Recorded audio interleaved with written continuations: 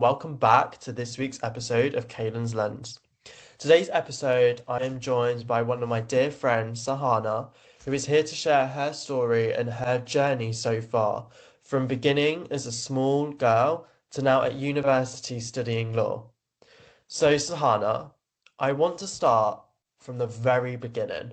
Before all the achievements, before achieving the incredible grades you got at the IB, to progressing into law at university. I want to know who was 9-year-old Sahana. Uh, I think when I was 9, I was probably moving to Germany from India for the first time. Yeah. Wow. Like, what was that move like? Like, moving from India to Germany, like, how do you think that affected you? Like, what were you, or were you just like a kid that was like, I'm so excited to move to a different country? Like, what was that move like?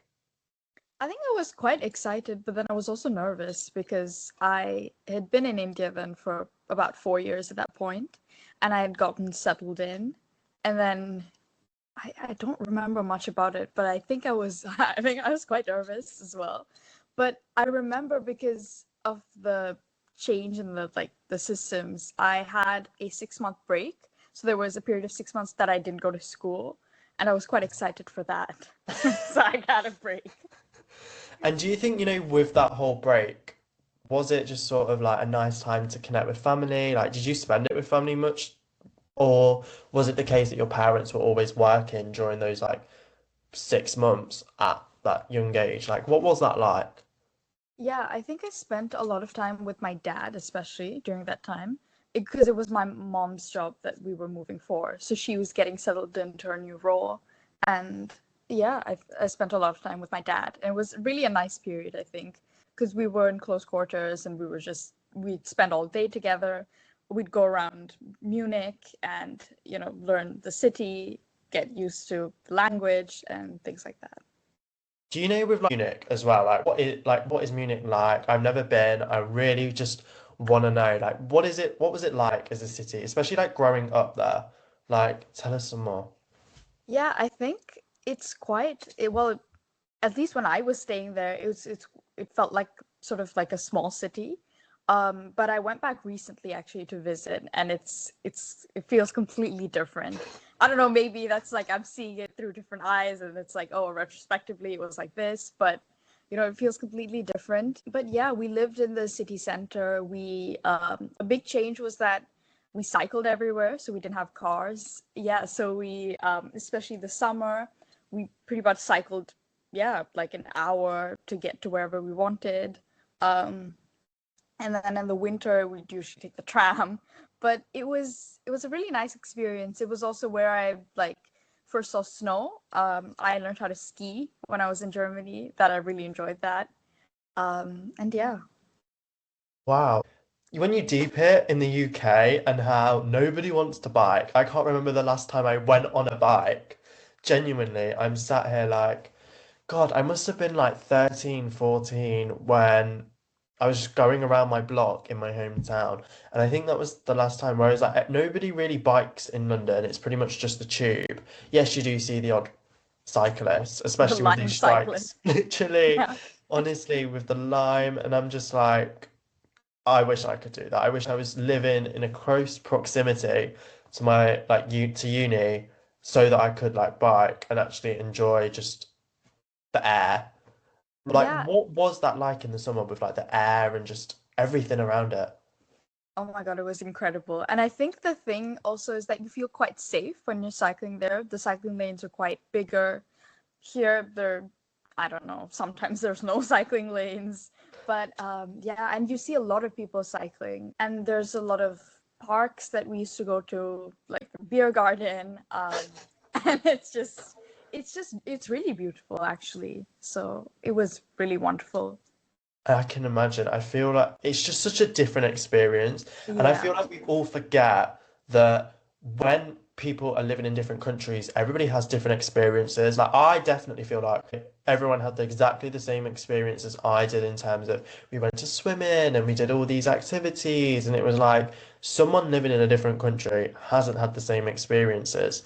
And I just wanted to ask you, Do you think because you moved at that point and you had those 6 months, do you think you sensed or grown into a more independent person, or were you more dependent growing up?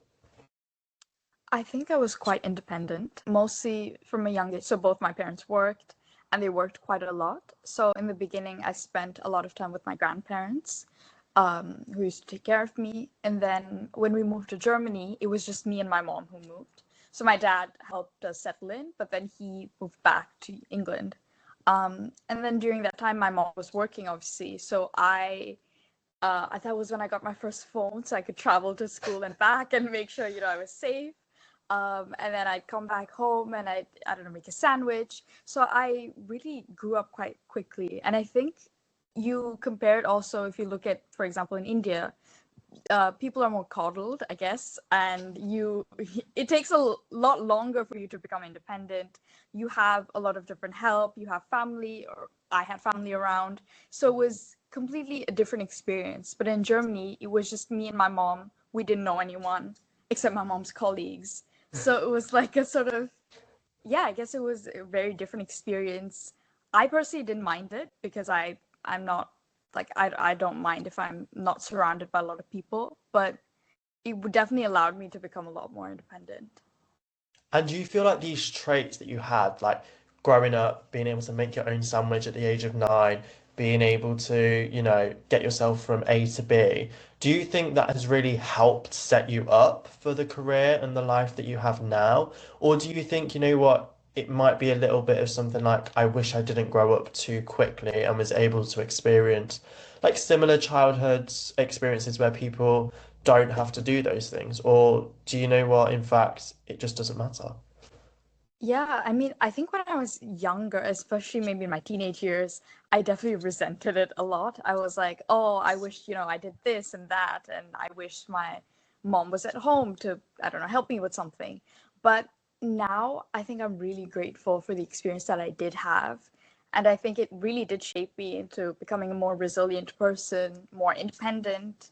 And also, I think it really does matter because all your experiences shape you into who you are. So I value that.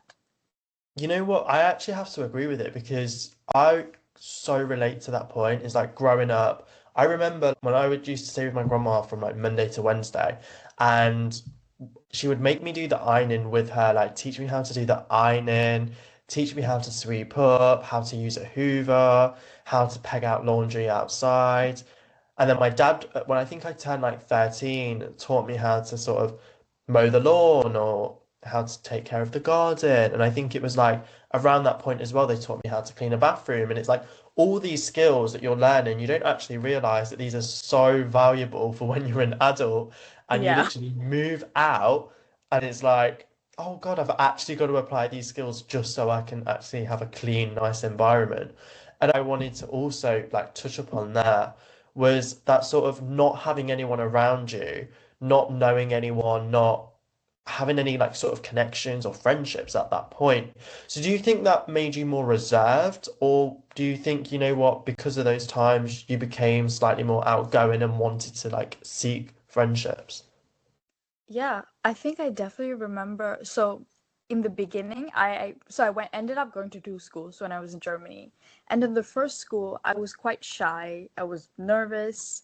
And I think also it was the first time that I had a couple experiences that I really understood, oh, I'm not like everyone else, or, I'm a different skin color and I come from a different place. So it was those sort of things that first made me a little bit more reserved, I guess, in the first school, especially because a lot of children hadn't even seen or they weren't aware of those things. They were, I guess, grew up in Germany and they were always in Germany.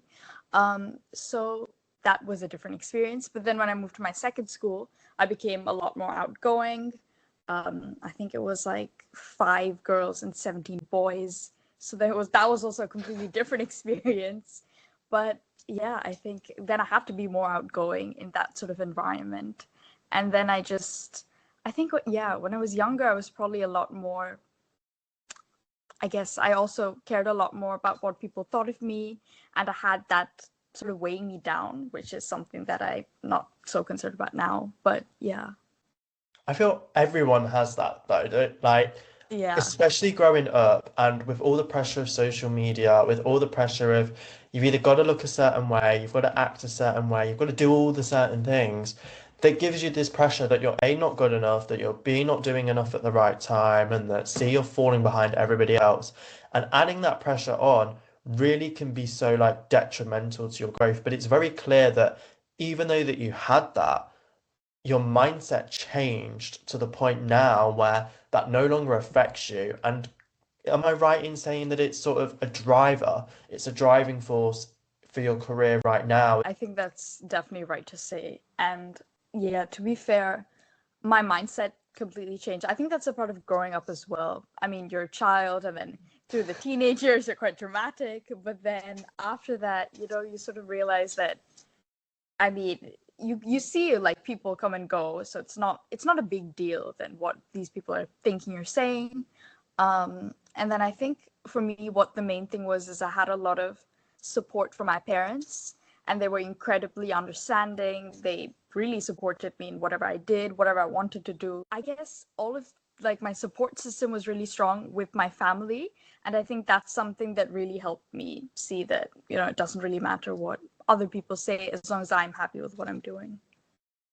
Having that support network, having the people around you, knowing that, you know what, I don't need all the friendships in life, but providing I have my parents, I have my grandparents, I have the people that love me the most, supporting me through everything is what I needed. But also, I know we've obviously spoken a lot recently about moving through 10 different schools throughout growing up. What was that like? Genuinely, what was that? I feel like it's instability, am I right in saying? Because it's like you don't know if you're going to be staying at that school for a long time. Like, what was that actually like for you growing up?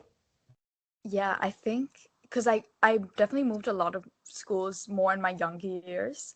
I was lucky enough to then go to the same high school for 4 years, which honestly that was a big relief because again, I feel like once you're older, then it's like this, you're doing your GCSEs and like whatever, so definitely need some stability. But I think in my younger years, I mean, in terms of my education, it was okay because I don't know, you're not doing stuff that's important.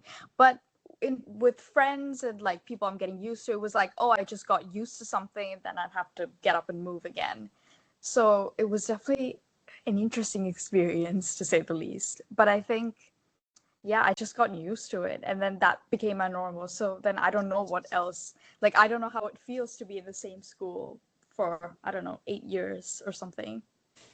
Do you think, like, with that and touching on the friendship point, I'm just trying to think, like, how would have that felt like in those times? You've just made a friend, and it's like, now I'm being pulled away from you. Like, did you sort of feel like you're excited to make friends, or do you feel like potentially at a point it was just like it's just become exhausting because of like the fact that you're now potentially gonna have to move in a couple of years' time? Yeah, I mean, I think I didn't really see it. Like, I wouldn't really think about the future, to be fair. I just like be thinking about like my time at the moment. So, in that sense, I wouldn't spend time thinking about like that's why I guess I didn't find it exhausting to make friends like that. But I definitely would feel sad when I'd have to move because so for example, when I moved from Munich, a lot of like the kids grew up together and they're like, still friends. They're still like, speak to like, they're still like a tight knit group. So yeah, I mean, it was just like me always moving. So then I was like, oh, I don't have such a group like that. I think as I've grown older, I've realized that, it's okay. Not everyone has the same sort of experiences, and I really value mine. It just shows throughout how you kind of are because it's like you've had all those times where you've been disconnected, but then it's like with people and it's like you're trying to keep those connections and it's hard to keep those connections because it's like we're not in the same area, we're not in the same town. Do you feel that's had an impact at university, especially having those like sort of moves from different schools? Yeah, I think so. I mean, one thing is I'm able to speak to people. So, if I'm in a room of unknown people, I can communicate with them. I'm not like uncomfortable. So that's that's a positive. But then I think also it's made me less reliant on having like sort of friends. Like I remember in school I'd be, I don't know, nervous if I had to like sit by myself or walk, from one corridor to the next. I was like, oh, you come with me, to my friends. But I feel like in university, maybe that's just how it is in university as well. But I definitely don't feel nervous to do things by myself anymore. So I definitely value where I have friends, but then I don't feel the need to always like stick to someone and be with them throughout.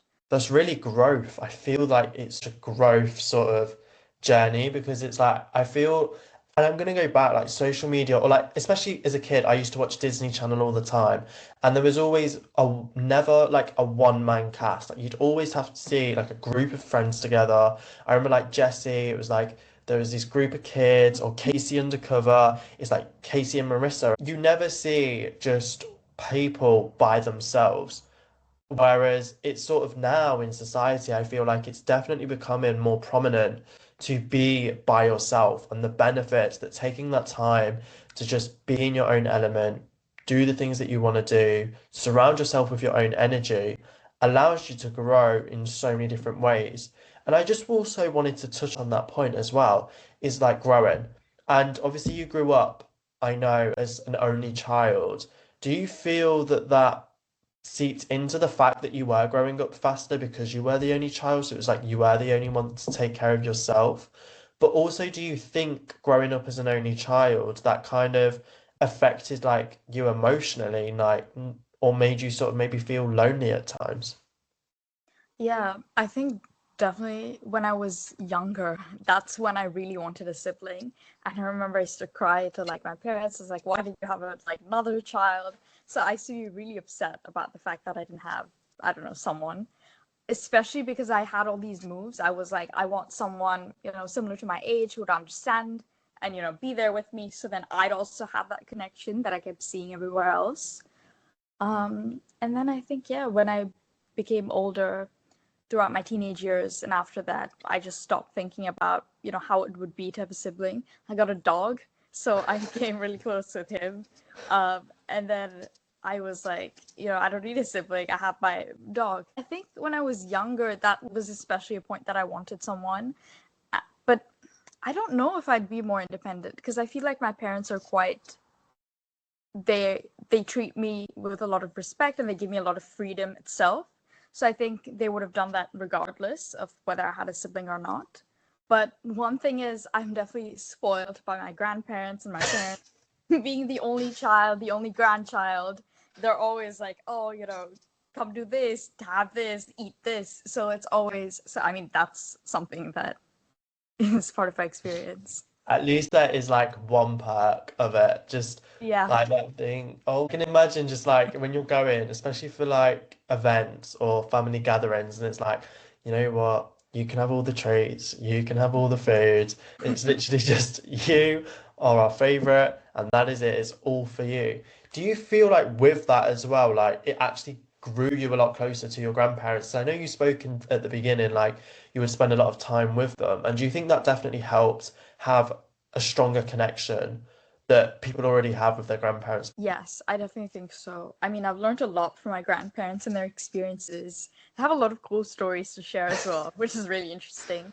But yeah, I think because I'm the only child, they're forced to spend time with me, in that sense. But we've like, been on a lot of adventures. I used to take them around. So when they visited me in Germany, I remember I was like, taking them around the city and I was like, this is where I do this and this is where I do that.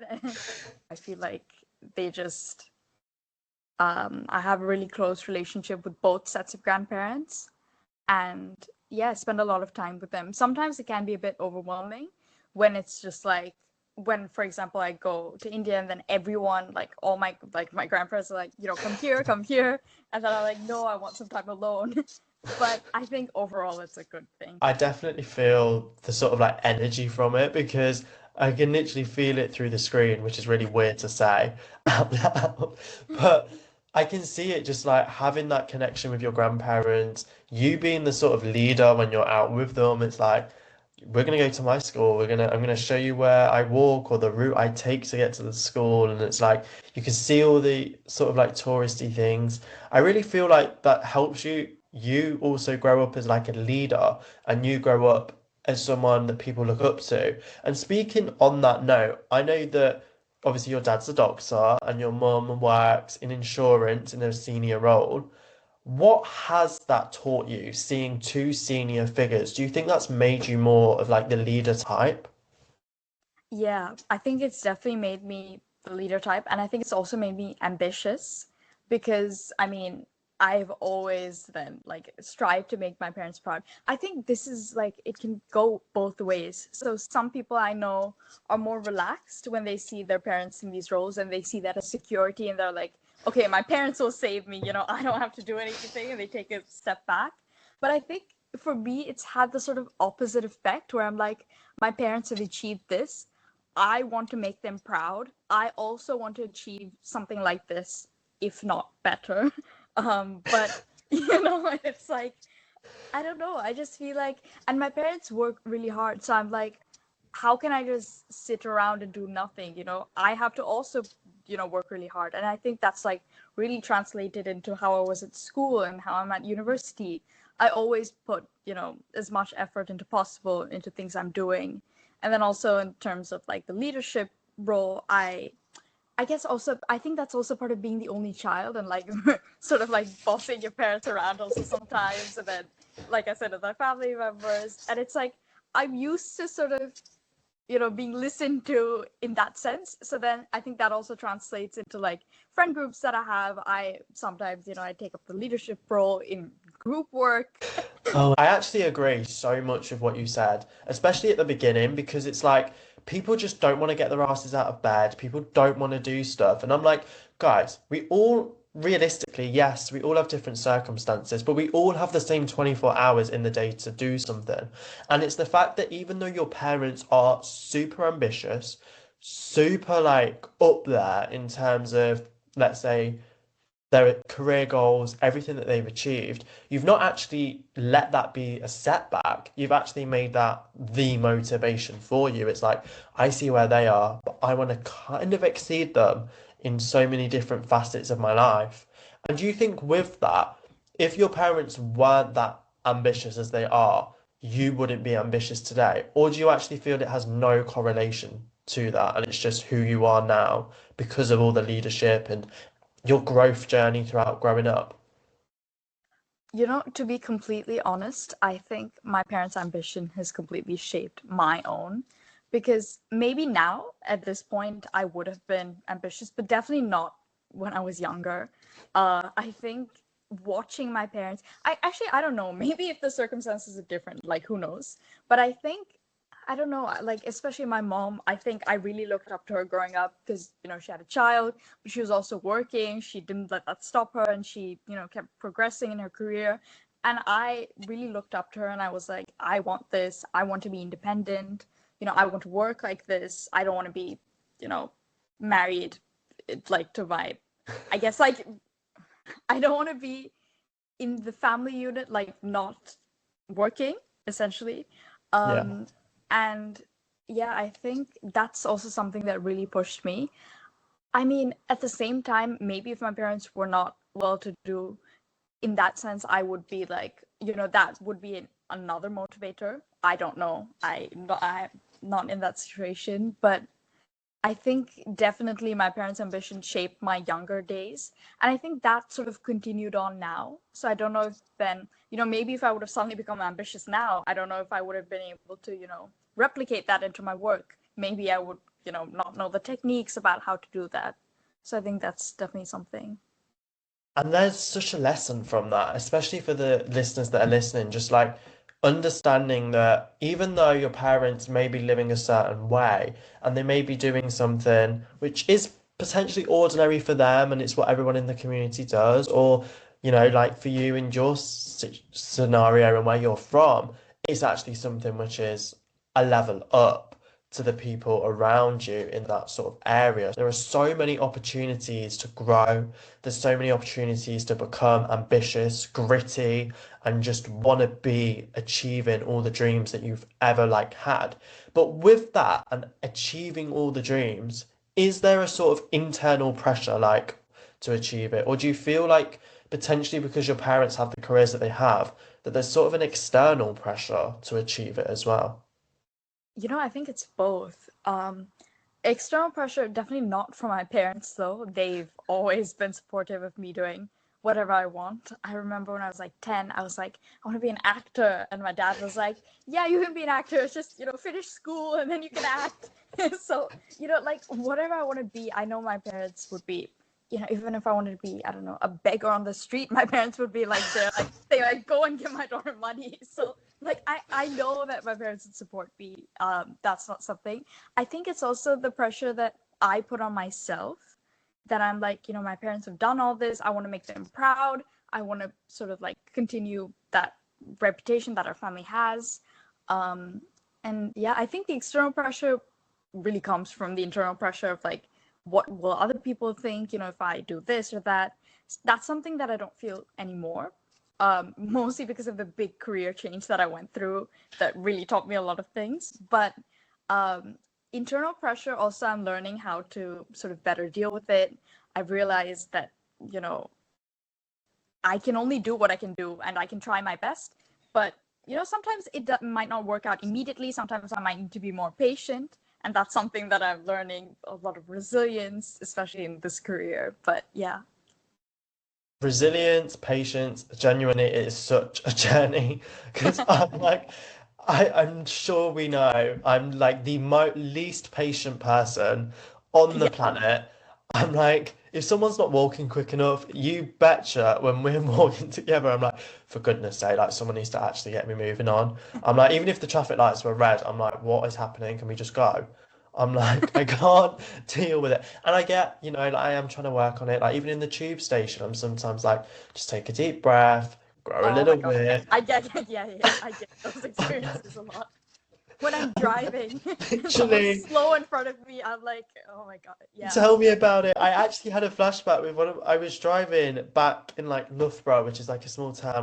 Me and my friend before we moved to uni, we were going like uni shopping. It was all the way in July, which we went like 2 months way before, right at the end, which is crazy.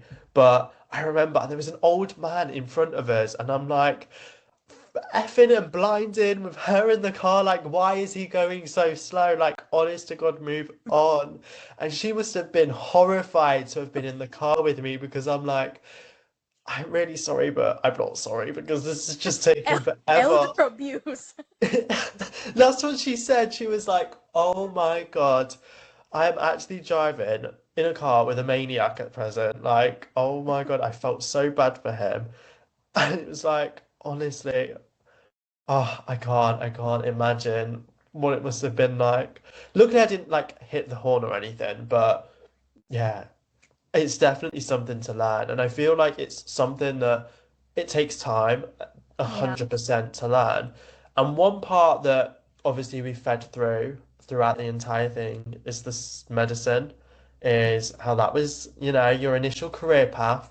What was it that drew you to medicine initially? Yeah. So I think, yeah, my dad's a doctor, and a lot of the stories that he used to come and tell me, they just sounded like exciting. Like, I think he really likes his job, and that would sort of emulate in like the stories he'd tell me, and I'd be like, wow, that sounds amazing, this and that. And I I didn't I mean I sort of was liked all my subjects. I was also doing well in all of them. There was not, well, maybe except French, but there was not something in particular that I was like, I really love this or I really hate this. I really enjoyed school. So I was like, okay, maybe this is a career path for me. So then that led to my IB selection. I decided then, okay, to keep my, options broad, I do sciences, biology and chemistry at a higher level. And that sort of then led into it when it got time to then do my personal statement and things like that. I was like, okay, then I'll do medicine. Because I wasn't really sure and I didn't know what other degree to do. And I wanted something that had um, strong base. So I was like, no matter what I do, then next that would support me. So that was sort of my thinking before going to medicine. But it's such a logical thinking though. It's like you've been around it. Your dad's a doctor. You know, sort of like a bit about the field, a bit about how it works, especially in England with the NHS, like how that also works. But then you also understand from him the actual journey because you've lived it, you've been with him, you've seen it. The journey it is to potentially just like grow as a doctor, grow from a more lower level to a more higher level so than he is now. But do you think with that, if your dad hadn't been a doctor, you wouldn't have pursued medicine? Or do you think it was just something you enjoyed with your subjects, like you said? I definitely don't think I would have pursued medicine if my dad wasn't a doctor. I mean, maybe someone would have suggested it to me and said, if I would have said, this is my scenario, and someone would have said, hey, why don't you do medicine? I think I would have probably considered it. Maybe I would have then continued it. But I think my dad doing medicine was a big factor. And also, I remember that, like, that time my grandfather was quite ill, and something he was like, I had a dream about you becoming a doctor. And then, like, it was Oh, like these sort of like emotional experiences that I had, and I was yeah, like, yeah. oh no, then I must do this. I mean, obviously he didn't force me or anything, but it was just like, I was like, no, I have to do this, for my family, for my dad, for my grandfather. So I think those sort of added up, and I was like, I don't have anything else that I want to really do anyway. Actually, no, maybe that time I was thinking I wanted to do psychology as well because I liked psychology, but then I was like, no, I don't want to do a psychology degree. So I was like, medicine. I feel like the situation definitely, like, obviously plays a part in terms of how you're growing up, where you're growing up. It kind of does begin to sort of like dictate what yourself, like, you want to become in a way. And obviously, from that, you've done a 360. You are now in your second year at QM studying law. Like, what was that sort of like career change? Like, I just really want to understand how on earth you went from medicine to law. Like, what happened in those moments? Yeah, I think it was honestly, I genuinely think it was the hardest experience I had because it brought about so much uncertainty for me. I was just so confused, and I was like, what are people gonna think? What am I gonna think? What are my family gonna, like? And so, first of all, I had a lot of confidence from my education, and I guess that sort of gave me a lot of confidence in myself. I was like, I'm a good student, I do well, people expect a lot from me, and I think that had given me a lot of boost. And then, like, as a 17, 18-year-old, when I went to study medicine, I was also I was away from home, so I was like completely by myself. And then I don't know, I guess I didn't really understand what it would be like. I think I underestimated that part a lot. I also went to Malta, which was not, it was quite small. So it was not even in a city. I think to get like to the mainland, we had to take a ferry, like 30-minute ferry, and then drive about an hour and a half, then to get to the airport. So it was not easily accessible, is what I mean. And yeah, I think it's just I felt really isolated. I realized that I didn't really like when I started doing it. I didn't really like medicine, especially because a lot of like the people around me, they were like, "Oh, I'm so excited to I don't know put a cannula in the dummy today, and I'm so excited to do the like look at the cadaver." But these were not things that I like. Like I mean, I guess I liked biology and chemistry in that sort of abstract sense. But then I realized that when I started learning about it, I didn't really enjoy any of I guess, the study when I was doing medicine. And then I was also like, so it was quite restricting in the sense that, it's like this and you apply it only like this. But I guess in school, I'd liked like English where you had a lot of analysis, there was like different points of views. So I was like, maybe that's also why I enjoyed biology in school, because you had the balance. But then I didn't fully grasp that, when you're doing this, it's only this and you're like 24 hours doing this sort of study. So I think that was a big thing of why I didn't like medicine. And to switch, honestly, it was like a nightmare because I had to accept it for myself and then like tell my parents. It was just, yeah, I didn't like that experience. Yeah, no, just to begin, like talking about a good student at that age, like 40 out of 45 on the IB, that must have took like a lot of work. But then also just hearing about the career change, how, you know what, you tried it, like you can't sit here and say you didn't try it, you didn't, let's say, take a gap year, you didn't do any of that, you went to Malta, which, like you said, is just such a small place that if someone pulled up a map right now, I could not tell you for the life of me where Malta is.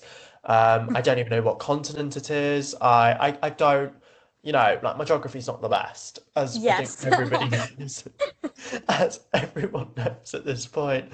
But knowing that that journey is a part of you, like yes, you've lived around it. Yes, it's you spoke to your granddad and you spoke to your parents and you actually tried it in terms of knowing what a cannula is. Still don't know what that is today, to be honest with you. I think it's the mouth, something in the mouth. We're not gonna, yeah. It's the Haven't got it. tube that you put in, like, to. Oh, right. That's why I didn't go into medicine.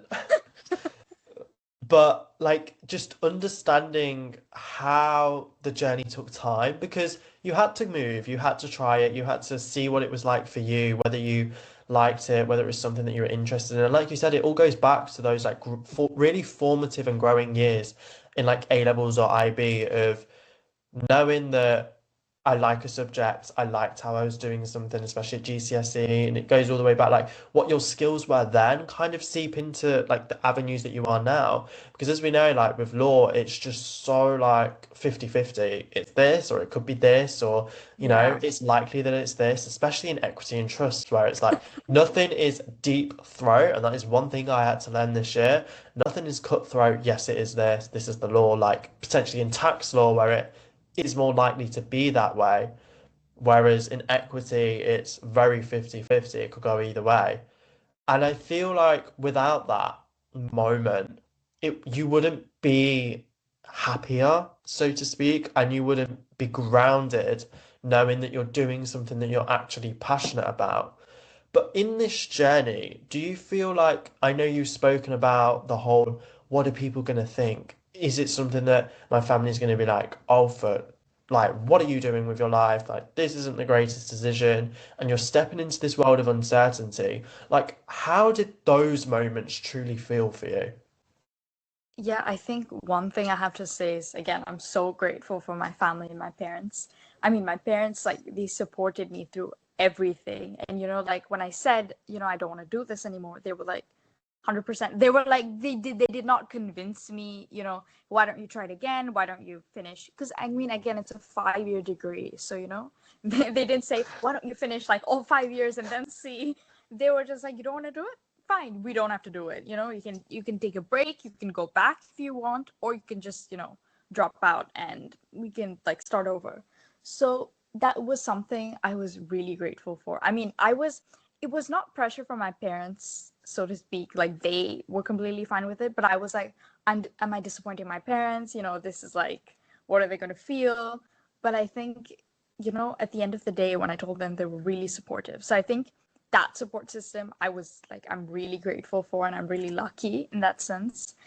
And when I dropped out, I didn't know what I wanted to do. So I came back to England, and I remember I was really depressed during that time because I was like, I don't know what to do. Like, am I going to go back to uni? At that point, I was like, I never want to go to university again.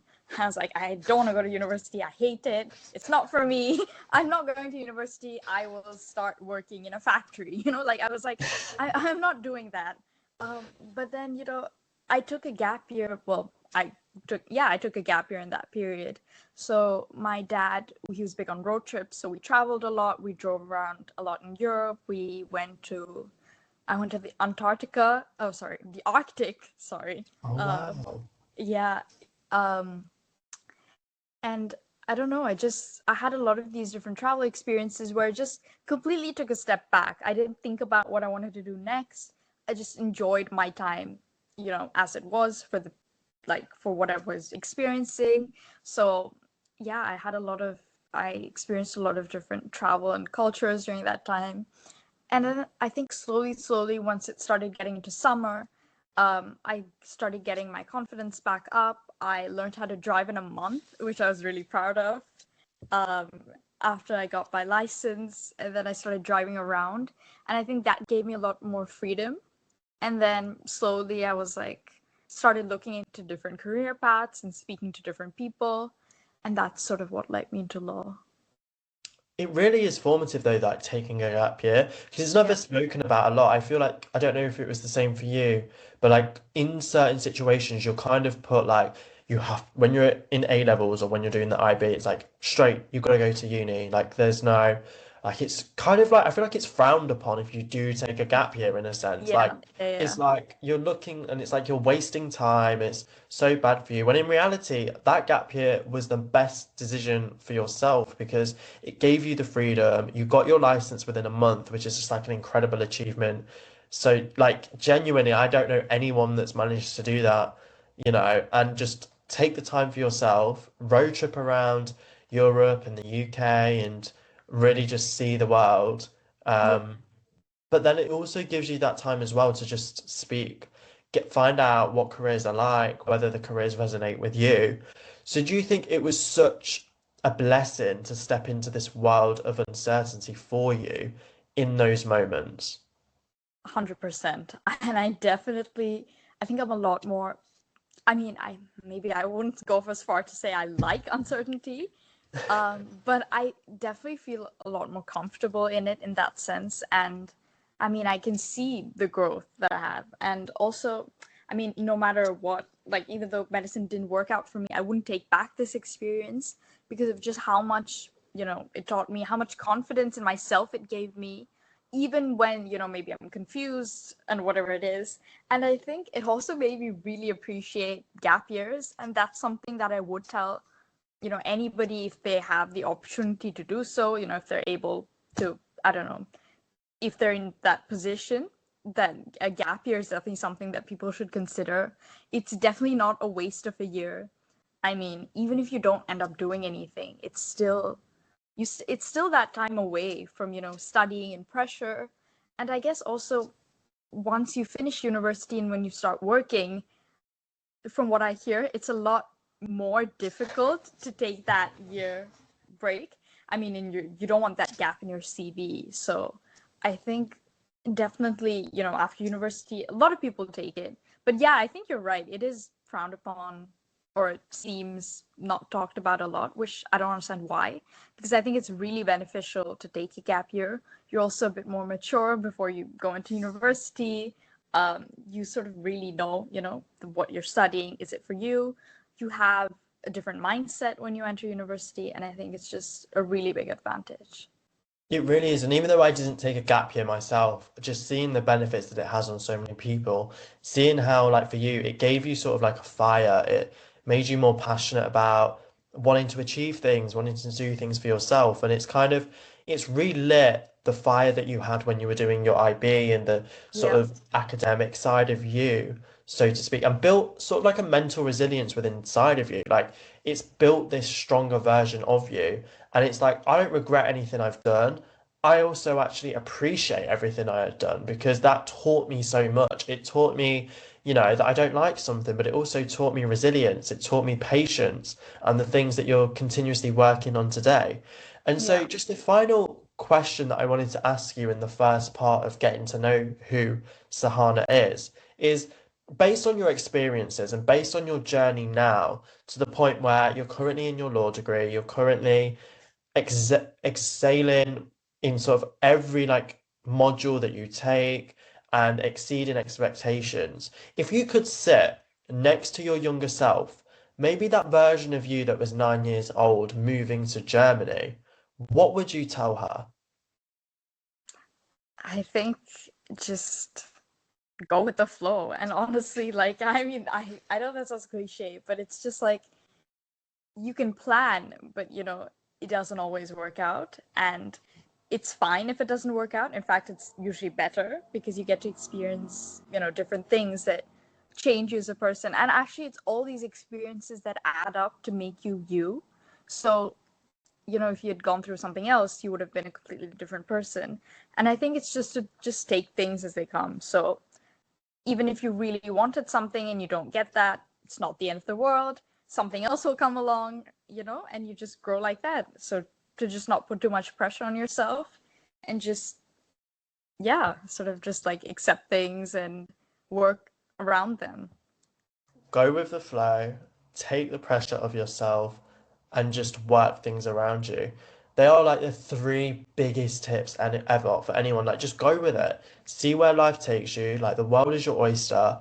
Embrace it, embrace the challenges. Everyone's journey is different. It's like there's never anyone that's exactly the same as you because that would genuinely be impossible for it to just be the same. It's just take that all within you, take that energy, and just let it roar. Like, let it out, and you will then begin to achieve things. So, Sahana, thank you for part one of your episodes on Kalen's Lens. I hope the listeners really appreciated getting to know you as well on such a more deeper level about what it took from being 9 years old to moving to Munich to spending time with your grandparents and how in your formative years you grew to be such an independent woman, cutting up your own sandwiches, making them, showing your grandparents around Munich. So thank you for sharing that. And I cannot wait for part two with Sahana, which will be premiering next week on Kalen's Lens.